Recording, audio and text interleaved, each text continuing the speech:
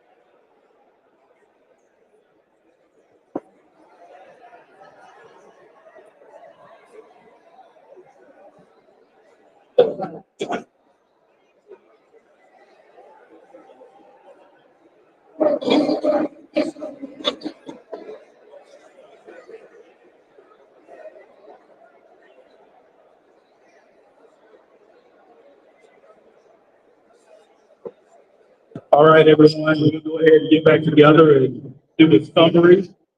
Uh, thanks, sir. We're gonna go ahead and get back together and do a summary. A little bit of a review summary of what we have. But while we're getting together, I'll go ahead and flip to the next slide. So this is the QR code for everybody in here. We've also put together a website that's going to be something that's open for everyone too. So you can come to this website, see a lot of the updates as they continue. There's also going to be a spot on this website where you can continue to add comments. And we'll keep that open for probably about another week. So you can just keep getting some of your comments in, things that didn't happen today as well. But we'll go ahead and move forward and start the summary portion of everything that we just did, things that we heard, and then we'll open up for the open forum.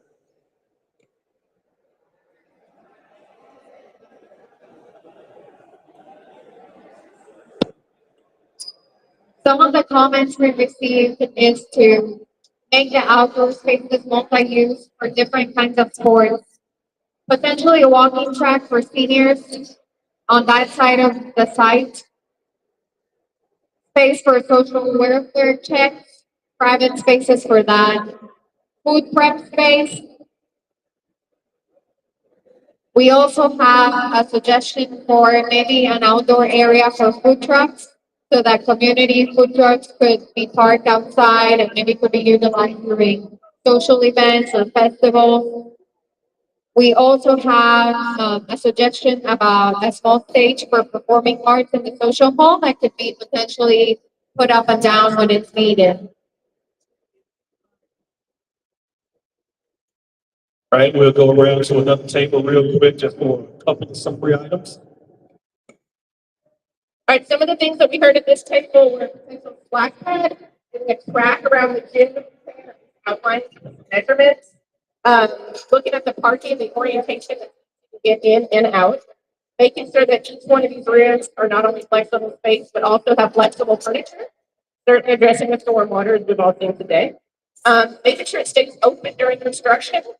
Got a plan for that. And indoor and outdoor water fountains. And we also have a whole stack, so we'll make sure we put this in there as well. And keep in mind, all of this, I know we're going through it kind of abbreviated, but it's all going to be on the website. So everything is going to get documented, put on the website as well. Yes, this table had some of the same concerns. The elevator for the seniors on the second floor was a concern. The splash pad was brought up. One comment was an enclosed office for the check-in area. A computer clinic for the kids on the first floor, not on the stem cell on the second floor. And a clinic also on the first floor was one of the concerns. Thank you. And then one more table.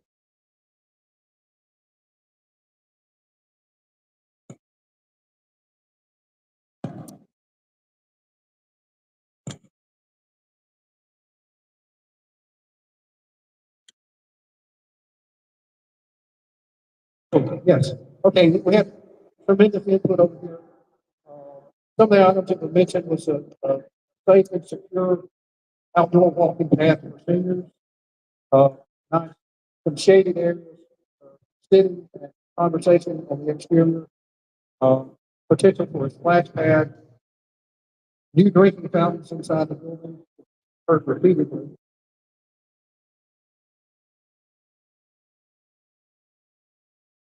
Some improvement to the outdoor basketball courts, remove the fencing, except for the outdoor. One thing that was mentioned a number of times that we recognize is what we're removing.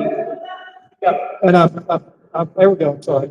One of the things that was mentioned, and I cautioned Sadia this morning about not using the word demolish because it has kind of a negative curve to it.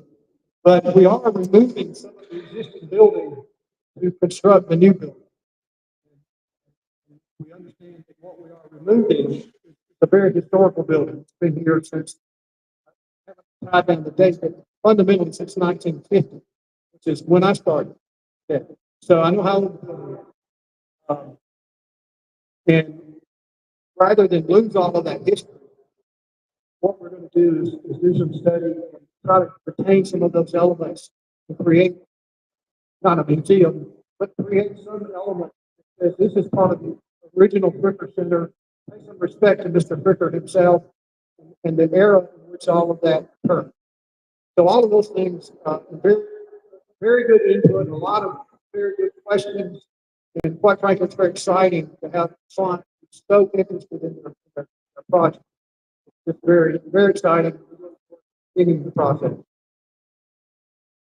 All right, thank you, everybody. So I'd just like to take this opportunity to thank everybody for all the input.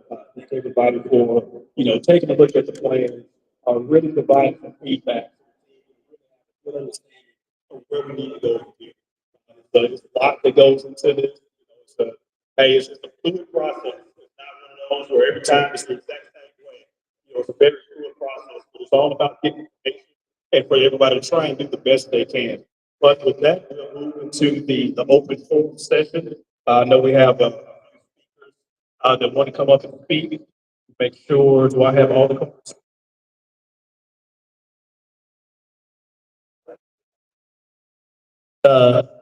I was able to bounce around a couple tables. I did want to, we got some current questions. One question that we got a few times, or that I heard a few times, was why is the senior center on the second floor and the existing building on the first floor? I guessed correctly. I have our expert grant extraordinaire back there that confirmed it for me. Was that they do not want funds commingled in the two grants. So grant number one, the 5.5 million, is to renovate the existing center. But and so that to do the senior center grant at the 4.5 million, or excuse me, the 4 million, is on the second floor. So it doesn't get confused with the dollars that we're spending in the gymnasium here versus the commitments we've made for a senior center upstairs. That being said, all ADA compliance, elevator access, the accessibility is a non-issue. And not only that, the electrical will all be modernized, all of those things to make it as easy as possible. So that was one of the big questions. Another question we got a lot about was the stormwater pond. I will let someone smarter than me that knows how to design a stormwater pond talk about it, but it will have to remain, I believe, looking around, that we may even have to increase capacity, or we're going to have to be able to, that the stormwater pond will have a larger capacity after this project than it has currently, which will not only be, of course, good for this site, but will be good for the surrounding area. If we have a storm like we've had all night or in the morning, that will help with some flood mitigation and things like that. So someone was saying, well, why don't you take that out and put a basketball court in or something like that? That is an absolute requirement that has to stay. And that's a necessity for both this facility and those are just a couple of the questions I wanted to answer in case those came up. All right, first up, we have James Gully. Raise your hand. I have a question. I'm not sure, but I understand that the they have to follow section 3, which requires low income, and very low income workers. Now, I do know how construction and things work. It's just gonna be that they have to, put aside, make approaches to contractors, subcontractors, or is that going to be some percentage, low income, very low? Yeah, so with that, one big thing with those is they always put it's not necessarily a must. It's, we do everything we can, but it won't be from the standpoint of, let's just put out, some on the street, see what happens. Once we get the contractor selected, we'll also be doing a contractor fair. We'll be bringing individuals in to give them more information on the project, understand how to bid, where to bid, and be able to walk through all of that with them as well. So it'll be a lot more than just, hey, we found these, low income qualified subcontractors to invite. We're actually going to be opening up to make sure people can come out and understand it before they even bid, so they know, just a little bit more what they're up against. Next is a failed through a chart.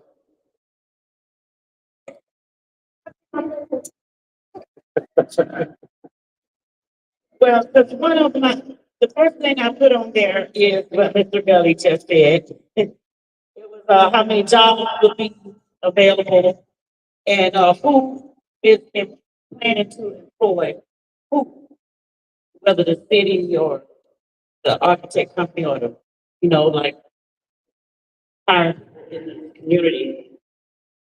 And, I just found out why I can't do this when I was looking at trying to, put F Street back, but I found out about the retention pond and we only have a small amount of space. So many of my questions got answered talking and I wrote it down already. But there is a bus stop right over there. And I thought I saw something where it was an entrance. They were trying to make an entrance from that way. By the bus. But I was looking at trying to get the fence taken down from like the east and maybe make an entrance over. Yeah, correct. Bus stop is over here, and either the bus stop or the building's in the wrong place. So we can't move the building. We're having discussions with the cat about the potential of moving the bus stop one block here to be more convenient to the center. Obviously, there's a lot of other factors involved with the cat as far as moving the bus stop. So if we can't move the bus stop, but right now it's not handicap compliant.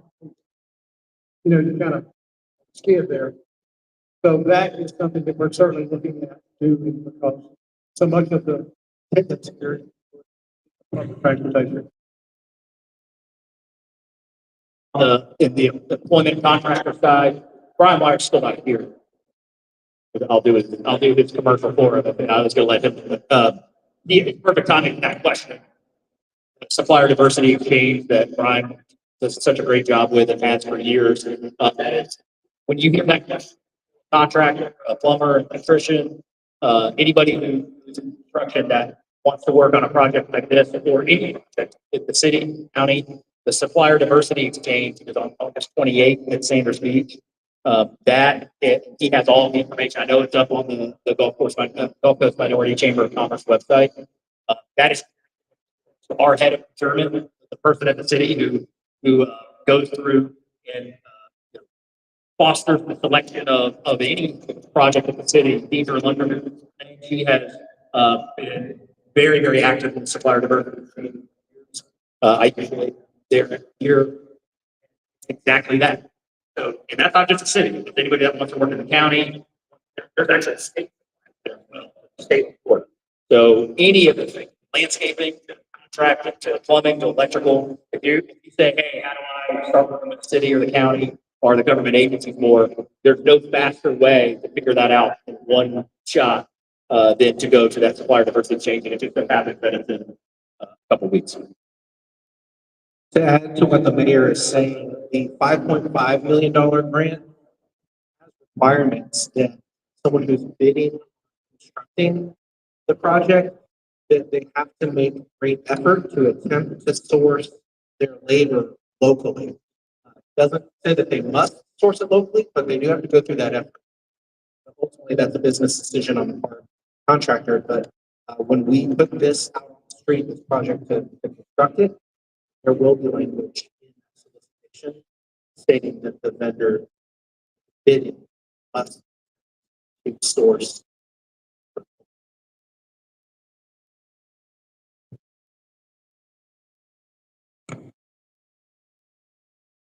Mr. Hall, they do that, but the contract says he's doing everything in-house.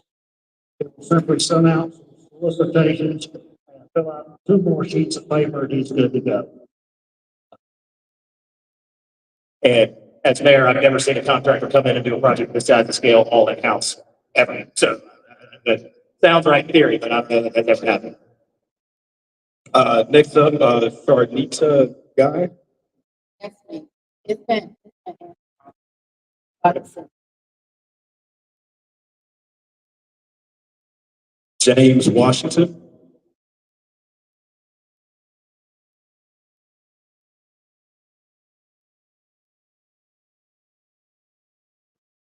Morning.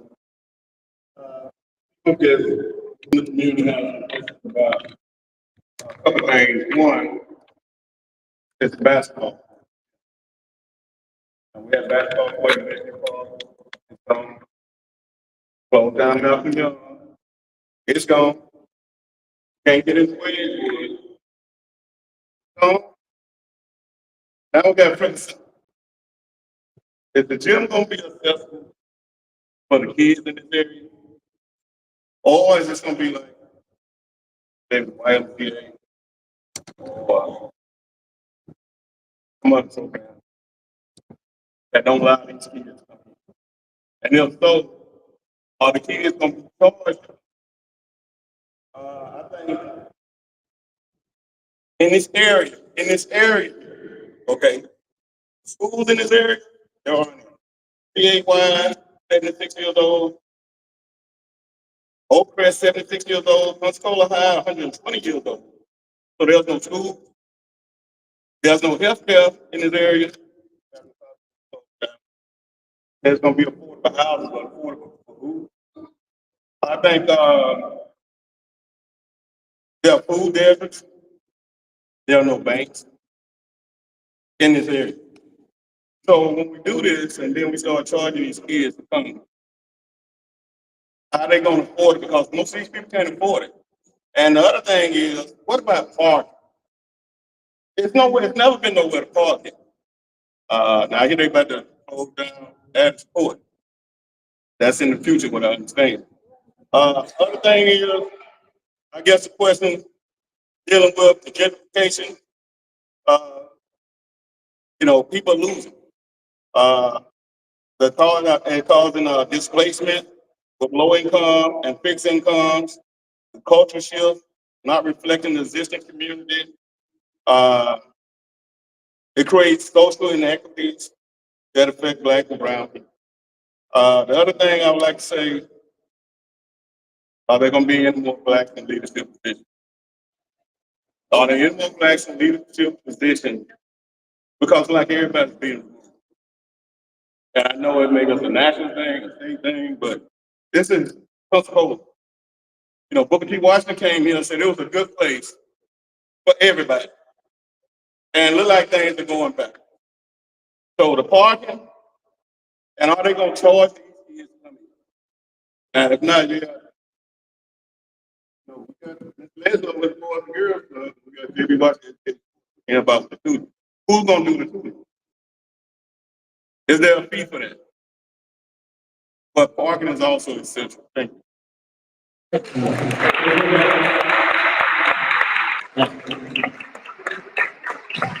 Trying to follow the question. So a couple of things. Number one, City, you've got as much to do with decision making at tax court as I do. So, city has zero purview, the mayor has zero purview, over the decisions of, tax court and what happens at tax court. Everything that we're talking about today, not only is about the property that we stand on, that's city owned, tax court is not, that is within this envelope, the grant requires that everything stay within this envelope. So there, I understand this perception there, but I just want to be clear in that there's nobody in this building that has any more authority over tax court or any less authority over tax court than I do. So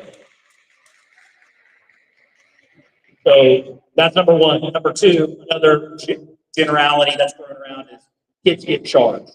Okay, there's lots of different ways that kids use all community centers here.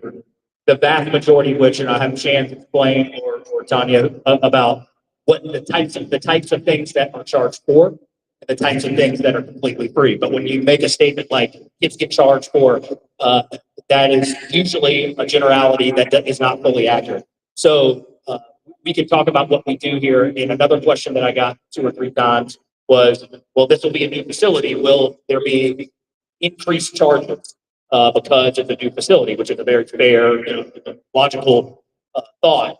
Say if it's new and everything's great here, will there be higher expense? The blessing of the grant funding is that when this project is complete, it is paid off in full. So there would be no need nor motivation for anything to change whatsoever from a financial standpoint or anything that happens both in Fricker or at any community center. So, for the kids, but when you say charge for the kids, there's 2 different things when there's a camp versus someone coming in and use the basketball court. Those are 2 wildly different things. And so you can't just use the generality of, well, do kids get charged? That's not true. It depends on what you're saying. If they are here for camp, they can also be scholarship. I'll let them explain it. They live it every day. But there are completely different uses of a community center, the vast majority of which have no charge, and there are some that have a small charge, and I'll let them go through those. So you're right. The children are charged when they come in here to play, but the children aren't the ones that are coming in to play. It's mostly adults. So that's primarily in the evening. Ball, trafficking, things like that. But there is a charge, daily use of basketball per person. Something we're looking at is our problem a lot of times have open play, staffing in the building, given the challenges that come with some of the age of the children and arguments that break out, things like that. Not all the time, but it does require us to have a certain amount of people, so it becomes a labor thing. So you're correct. This project, we're re-examining all the centers because it's applicable in all the centers.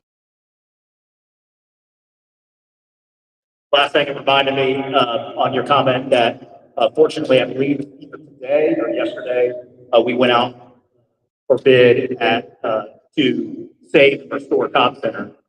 Because unlike in previous years where we've allowed community centers to not only be dilapidated, but then actually contracted out and give it to private entities I agree with you. I think the public should have access to our community centers. Cobb Center is going under bid right now for its estimated, we're going to find out, $1.7 million envelope restoration to ensure that the Cobb Community Center not only stays, but wasn't going to have the same fate where it got left so far behind that there was no other choice. So we're very, very excited for that. So Cobb Center will stay in place with the glue arches and all of the complexities of that envelope. It's a multi-stage process. Cobb Center, that is out for bid. It should be under construction. I'm looking around probably first part of next year. Yeah, first part of next year. So.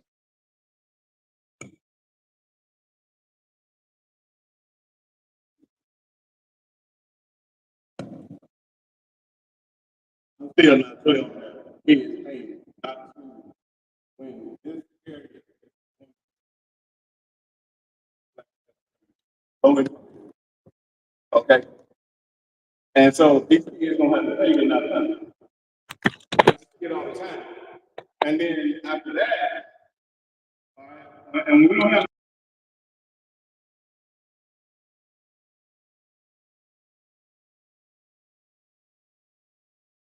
to do arts and crafts, we can do things, film, whatever you want to do with the kids. But you got to get something to get the kids in here. And if they want to come, they shouldn't have to charge the kids. And the kids get pushed outside. Then guess what? Kids get involved in trouble. Okay, so now these kids, we don't have school, got a jailhouse in our community, and that's like it's a school for these kids. So something's got to be done about this. Coach Washington, we have an after-school program here that is funded through the ECT program in the Children's Trust. We do not charge the children to come to that program. Okay, so And they get to play basketball when they're here in that program. I'm sorry. Well, our school program is for kids. Yes, it is for kids, ages 5 to 12. Okay, that's it.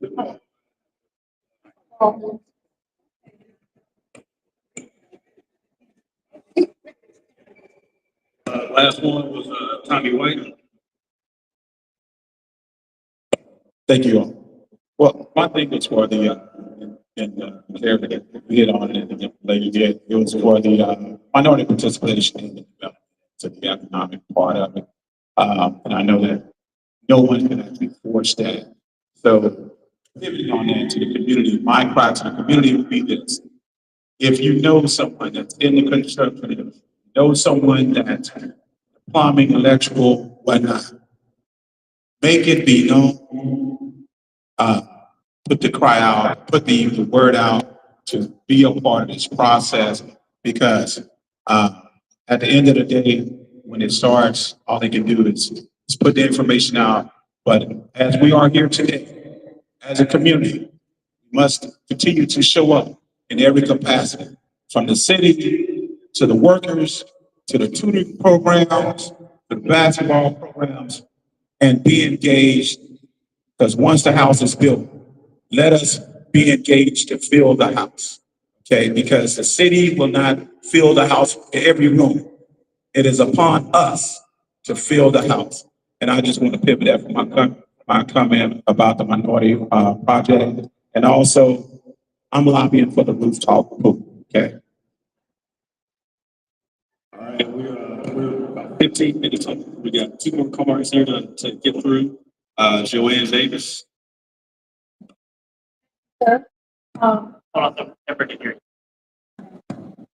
Um, my question is, follow up on the lady who spoke about the after-school program. I believe I understood you to say that it was for ages 5 to 12. Okay, that's as a retired school teacher, not very physical science, and one who worked with, this center when I was a teenager. We need after-school programs for middle and high school students. In this community, uh, we have students who really are struggling to get a standard high school diploma. And we could have after-school programs for math, reading, you know, and those things should be free. That's what a community center is about.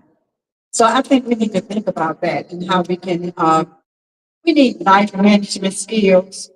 We need anger management classes for our middle school and high school students. Thank you. Thank you. Thank you for that comment. I hope, and that is something that we are looking at across the board at all of our centers, and we can expand that program. We just, we're in our 3rd year with the Scandia Children's Trust for the elementary school age children. We've had the after-school program for elementary school age children, I think roughly about 10 to 15 years as far as the Parks and Rec department as a whole. I think Fricker Center has always had some sort of program for the youth of the community to come to. Elementary school age is where we have concentrated a lot of resources in the past, but we are looking to the future and where we can concentrate our resources in the future. And I wholeheartedly agree with you. Middle school is probably one of the hardest stages to try to program for. High school is a little bit easier because most of those young folks, they can drive or they can get themselves to the center on their own. It's harder sometimes to pull that middle school age in. But that doesn't mean we shouldn't try. So I completely But in agree. this community, the sport, you have community of young people who have easy access to get to this field. And there should be critical programs for after school, um, for tutoring and to train people how to do it. We don't know to do anything but to fight back. And there are other ways to deal with those problems. Okay. Thank you. I know we're on the last call. I do want to remind you, Councilman Wiggins, and I are at the town hall August 26th at 5:30. We are planning for the Lakeview, Gymnasium, Lakeview Center right there, just north of the old Baptist property. We're firming up that venue, but that date is for sure, whether it's here, whether it's there. And we'll get that date out. Sorry, the venue, but that date is set, August 26th, 5:30 to 7. So I know we're on the last question. And huge thank you to everybody and their commitment of time. We talk about a community center in the neighborhood.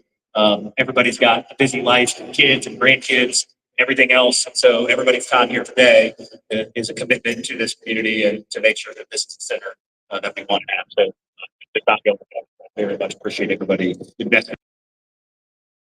in something they care very much about. So I'll hand this last question off. It's, didn't have one. Candace, is it, yeah, Candace Mountain? Good morning. My question is for the mayor. My elder back here brought up a very important concern that I have. That's with, uh,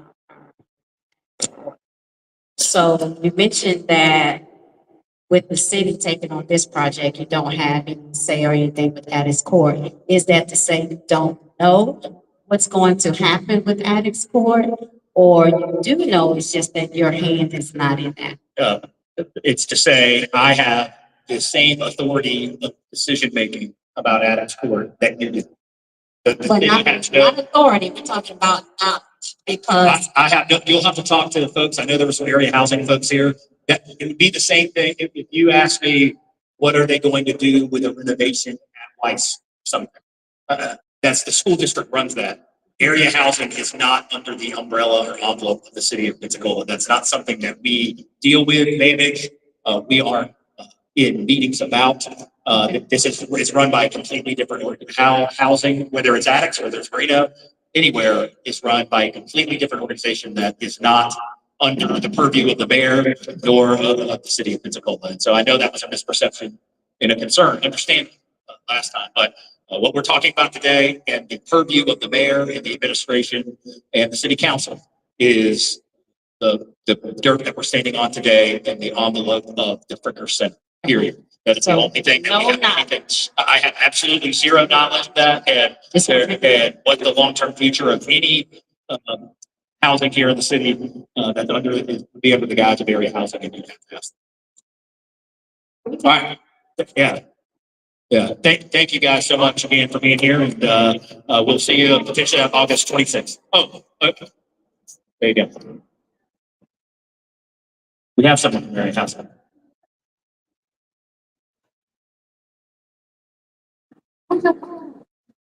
Good morning. My name is Shirley. I'm the Deputy Executive Director for Area Housing Commission. And of course, what the mayor said is what we can earn. We are what they call quasi or quasi-government. We don't get any funding from the city. We don't get any funding from the county. All of our funding comes from the federal government. Our agency is governed by the federal government. So to our knowledge, we have not heard anything. We have not heard on the table talking to the city or the county about taking care of addicts, taking addicts away from us.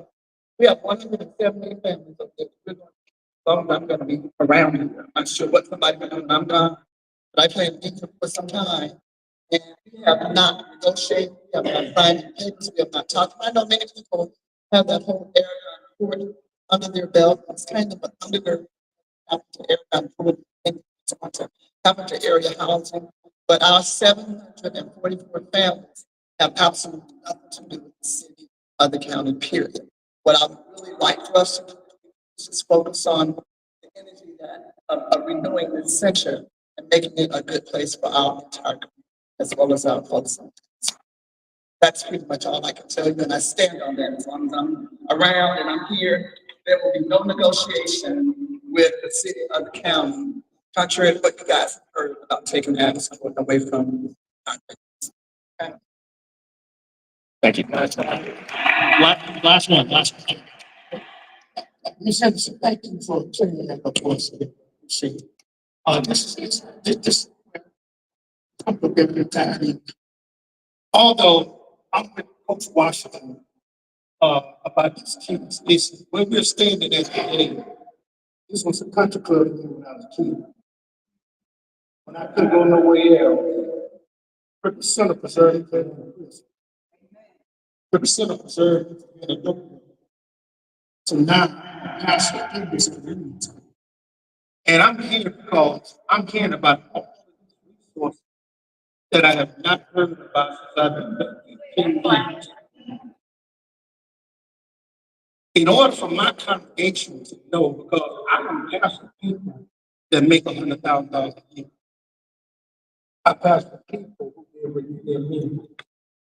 And so when you talk about biggest number now, if I get 22 years and I'm turning while I'm traveling to and between the times of 4 to 8 o'clock, for just studies, 15 years ago, this is the kids between the age of 12 and 17 years old.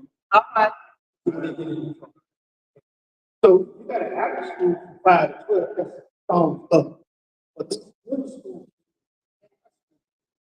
if you don't have something, because everybody is not playing football, everybody not playing basketball, everybody not playing baseball. And if these kids can come into this center, then they're gonna get in trouble outside of this. And the crime's gonna go up in our neighborhood. So if there's a contingency, if the camera coming, the city off about, you know, sometimes it's so, I don't know why I don't fight.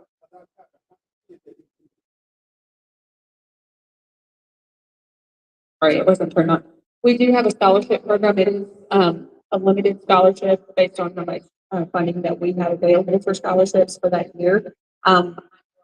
Marketing and outreach coordinator is working on trying to get more scholarships, build up that scholarship fund for next year and for years to come.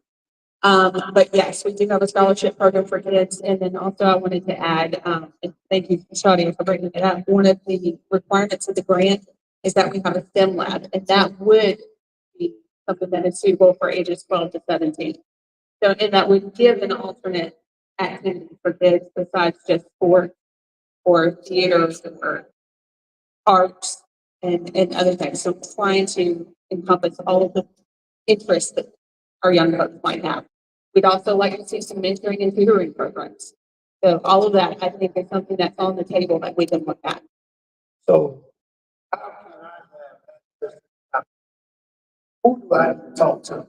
Because I'm 2 blocks from this. And I think the church and the community center are a partnership. But if I don't know, I can't educate my congregation. And so who is the point of contact? What I share with you that needs to be a little more collaborative effort of sharing information. Whether you come to our church, how many times you speak, whether you get some flyers out, so we can know what's available. This is a resource center. And if it's a resource center, then the question is. So We want to make sure this neighborhood.